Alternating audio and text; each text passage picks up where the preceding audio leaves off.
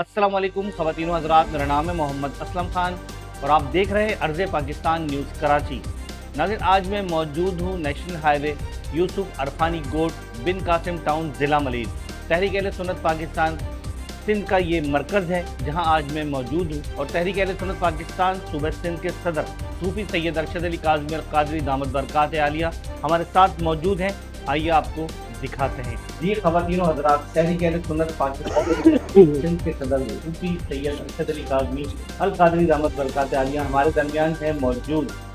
अच्छा नाज़रीन, आज तरावी का जो है वो आखिरी रोज़ है, चांद रात मनाई जाएगी, लोग खुशियाँ मनाएंगे और सोच भी है कि रमज़ान इतनी तेज़ी से गुजर जाता है, ये महीना फिर एक साल के बाद दौड़ कर आता है कि बाबरकत महीना, जब हम हर रोज़ मग़रिब के औक़ात में अपने घर का एक दस्तरखान सजाते हैं जहाँ अल्लाह ताला की बरकतें और रहमतें नाज़िल होती हैं। तहरीक अहले सुन्नत पाकिस्तान के सदर आज हमारे साथ मौजूद हैं।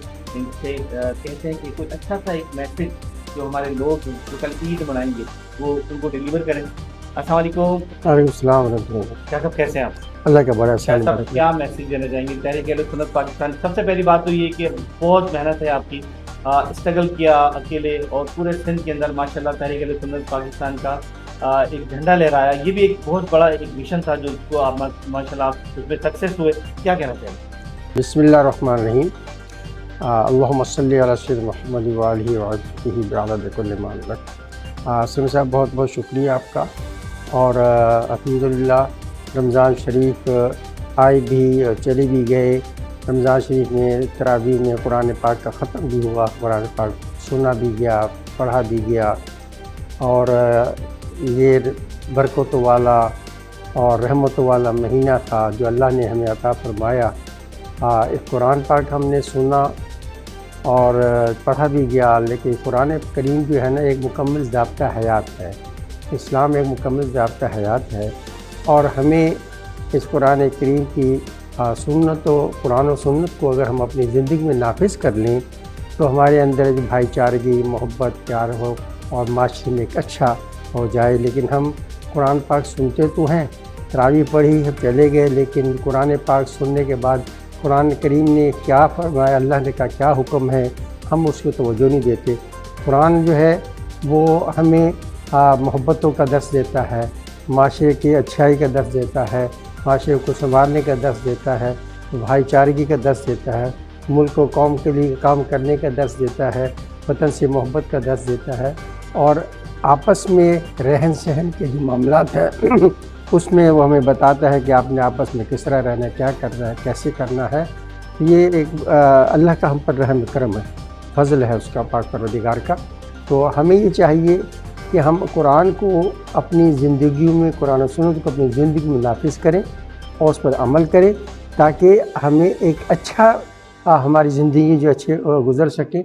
और मैं लोगों से भी, वालिदैन से भी, उलमा से भी ये दरख्वास्त करूँगा, असतिज़ा से भी दरख्वास्त करूँगा, अपील करूँगा कि आप नौजवान नस्ल को, आज की जो नौजवान नस्ल है उसको जो है कुरान और सुन्नत की तालीम, जो तालीमी मामलात है उसको रोशनास कराएँ और उसको एक मुस्बत पहलू समझाएँ कि दीन ज़िंदगी गुजारे मुस्बत पहलू है। लेकिन आज का जो माशरा है, जब ज़माना चल रहा है, ये ज़राए इब्लाग है, सोशल मीडिया है, नेट पर सिस्टम 4 साल चल रहा है, उसने मनफी सोच लोगों के दिल में पैदा की है। वो फेक न्यूज़ हमें लोगों को बताते, खबरें बताता है, तो हम उसकी तरफ जा रहे हैं। तो हमें चाहिए कि हम अपने बच्चों को इन फेक न्यूज़ से, मनफी सोच से निकाल कर एक मुस्बत सोच की तरफ लाएँ। और ये हमारे लिए भी रमज़ान शरीफ का तोहफ़ा होगा कि हम अपने बच्चों को जो है ना एक मुस्बत सोच की तरफ लाएँ, माशरे को लाएँ, ताकि जब वो उनकी तालीमी मामलात में बुलंद होगा तो माशरे का अच्छा शहरी बनेंगे, माशरे को मुस्बत की तरफ लेकर जाएंगे। और हमें चाहिए कि हमें अपनी ज़िंदगियों को इस तरीके से का इस्तेमाल करना चाहिए ताकि हमें पता लगे, दुनिया को पता लगे कि इस्लाम जो है ये अमन पसंद है और भाईचारगी देता है, मोहब्बत के प्रचार करता है। ये तशद्दुद पसंद इस्लाम दीन और तशद्दुद पसंद नहीं है और ना उसको पसंद करता है।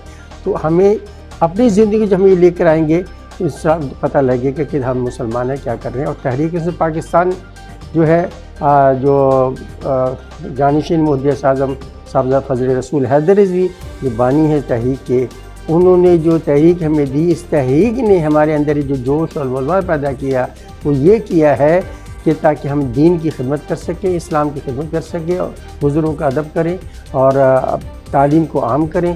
اور ہمارے جو چیئرمین ہے صاحبزادہ فیض رسول حیدر رضوی دامت برکاتہ القدسیہ، ان کی جو ہماری جو احکامات ہیں، ان کے جو ارشادات ہیں، وہ جو ہمیں پالیسی دیتے ہیں، انہوں نے یہی کہا ہے کہ ہم نے نفرتوں کو ختم کر کے محبتیں پیدا کرنی ہے، علماء میں تعاون پیدا کرنا ہے، علماء کو اکٹھے کرنا ہے اور مسالک کے اندر ہم آہنگی پیدا کرنی ہے، اور تاکہ ہم اس ملک کی جو ہے بقا کے لیے، اس ملک کی جناب علی دفاع کے لیے ہم اداروں کے ساتھ شانہ بشانہ کھڑے ہوں، اور دنیا کو پتہ لگے کہ اب فوج جو ہے ہماری ملک کی جو ادارے ہیں، دفاعی ادارے ہیں، عوام الناس جو ہے، عوام پاکستان جو ہے وہ ہر لمحہ ان کے ساتھ کھڑی ہوئی ہے اور ان کے لیے دعائیں بھی کرتی ہے، ان کا ساتھ دینے بھی تیار ہے.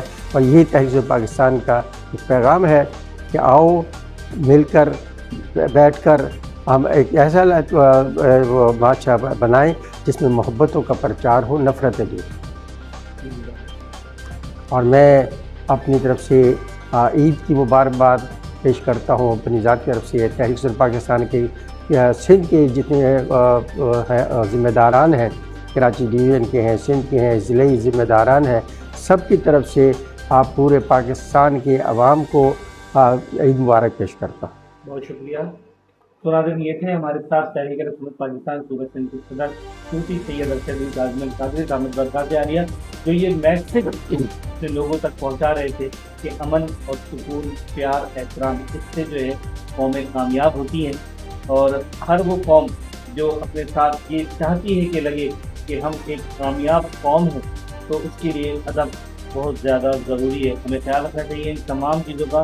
اور عرض پاکستان نیوز کی تمام ٹیم کی جانب سے ایڈوانس میں تمام اہل وطن کو عید مبارک. خوش رہیں، آباد رہیں اور ہمارے چینل کو سبسکرائب کریں. بہت شکریہ. السلام علیکم ورحمۃ اللہ وبرکاتہ.